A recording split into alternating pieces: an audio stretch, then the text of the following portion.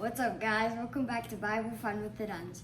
Today we're studying Luke chapter 10. Let's get right in. We might have the giggles just a smidge. It's a little bit late. Big brothers and daddy are at camp. So it's just me and the Jebaru and Mimi and our cousin. But they weren't trying to be in the video. Hello. Okay, so today in our chapter, we read a few things, and I had lots of good takeaways from these things. So first of all, Jesus sends out the 72. So these are basically disciples, people who follow Christ and want to share him with others, people who know the gospel, know the good news that Jesus came and lived, and they want to share and tell everyone about the Messiah is here. He hasn't died yet, so they don't have that information. And they're saying this may be the same time that the 12 disciples were sent out, because they get the exact same information that Jesus gave the 12 a few chapters ago, telling them to go out. He sends them 2 by 2, kind of like Noah's Ark. Stop, buddy. He sends them out, and I see right there the importance of having people to do life with, and everything's better with a friend, and the fact that iron sharpens iron. We were made for relationship and for community, and even in fulfilling our calling, God gives us people to do that alongside us. Then he tells them, go these places and don't take anything with you. Just trust me to provide. Go to people's houses and they will give you somewhere to stay, and they will give you food. Eat what they give you, drink what they give you, be polite and good guests, and tell them peace on their house. And if the people receive you, then that's wonderful, and peace will be given to their house. And if the people do not receive them, then the peace will return to his disciples. And so he sends them out, and they're going to share the gospel. And then Jesus says, woe to these unrepentant cities. And he mentions Chorazin, Bethsaida, and Capernaum. And he's saying that these people have heard the truth. They have heard that Jesus is the Messiah and that he is here. He performed more miracles and healing in these cities. These are places where he lived and he spent the most time in. And these people still chose not to believe. And so Jesus said, woe to you. It's better, the one who hears you hears me, the one who rejects you rejects me. He's saying it's not going to be good for these people who rejected him.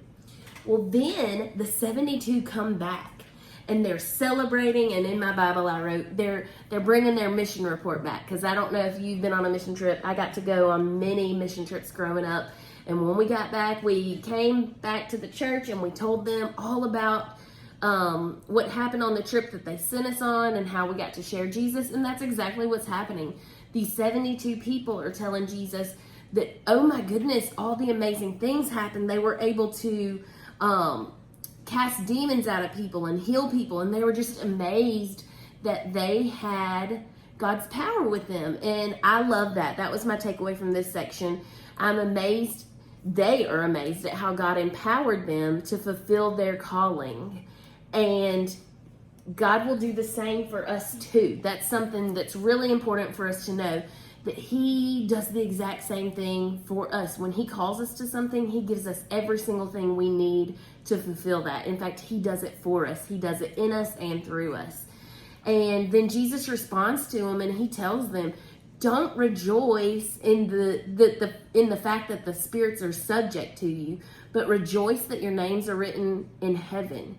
And he's saying, that's great, that's good stuff. But what's really worthy of rejoicing over is that a sinner can be reconciled to God. A sinner can be made right.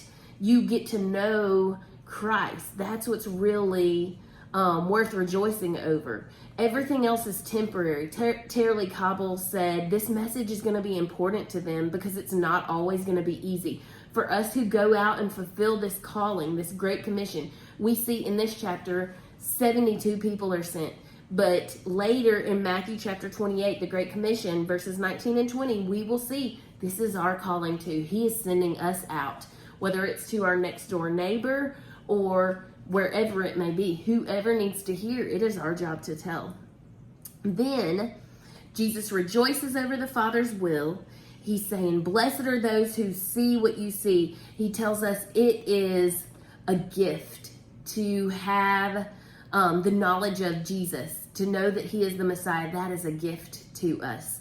And then we get to the parable of the Good Samaritan, and Jeb and I talked about that one for a little bit. There's a lawyer that comes up, and he is a Pharisee. He's one of those rule followers, and he's trying to trick Jesus, and really, I think he's there trying to make himself feel good and feel like he's maybe smarter or better than Jesus, this guy that's traveling around. And he asks him some questions. He says, what do I do to inherit eternal life? And Jesus says, what's written in the law? How do you read it? And the lawyer tells him, love the Lord your God with all your heart, your soul, your mind, and your strength, and love your neighbor as yourself. And Jesus said, you've answered correctly. Do that and you'll live. But this Pharisee, this lawyer, and the Bible tells us in verse 29, he's desiring to justify himself. He's like, well, who is my neighbor? And Jesus says this parable of the Good Samaritan. There's this man who is robbed and beaten up, and he's on the side of the road. And what happens to him, Jeb? A priest walks by him and just walks by him. And a person who goes to church walks by him and does nothing. But then the Samaritan walked by him and helped him. That's right. And so what we see here, the two religious people, and that's what I'm going to call them, because if they had a relationship walking closely with the Lord, I really truly hope that they would have stopped and they would have had a heart for these people. But these two religious people go by them, and it says it's a priest and a Levite, which is also a priest. And so, like, literally, it's their job to love and care for others and to point them to Christ. But they're much too busy in their job. They got to go work at the church. And they don't stop to help God's people. They don't stop to help this person in need. But the Samaritan person, right here, we get a picture of the upside down kingdom. A Samaritan person is someone that this culture, the Jewish people, they don't like them because it is a person who is half Jew and half Gentile. They are some Jewish people who intermarried with people who were not Jewish, and so they look at them like, oh, lawbreakers.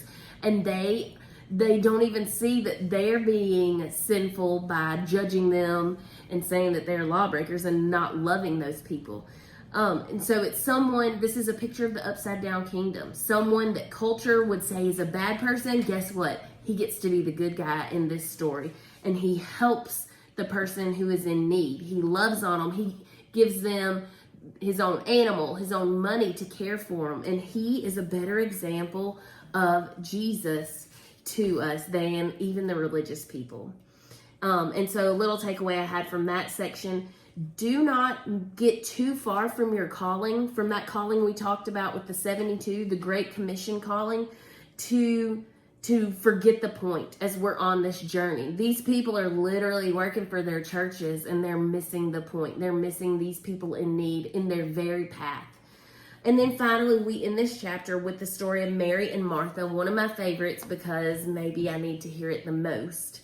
Martha is the sister who has that to-do list. She is going to take care of business and do all the things, and she's very, very busy. And Jesus comes to visit, and Martha wants everything to be perfect, have the yummiest meal for him, have the best surroundings, the best ambiance, put on the right music, whatever. She wants to take care of it. And Mary's in there just sitting and hanging out with Jesus.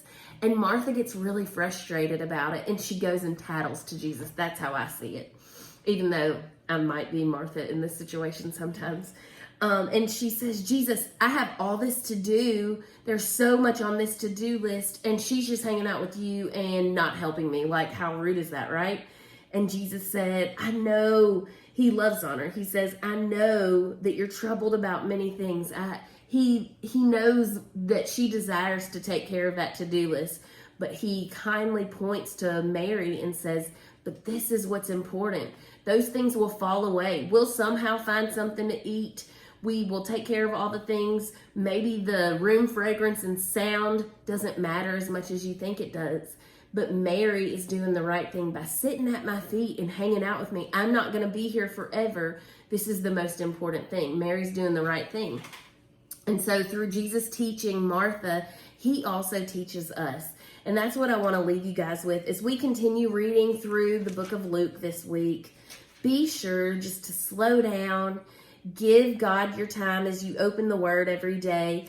I don't know about you, but Sundays are difficult for us. And so a lot of times our personal Bible reading gets put on the back burner, because we're busy at church and we're busy serving in our classes and stuff.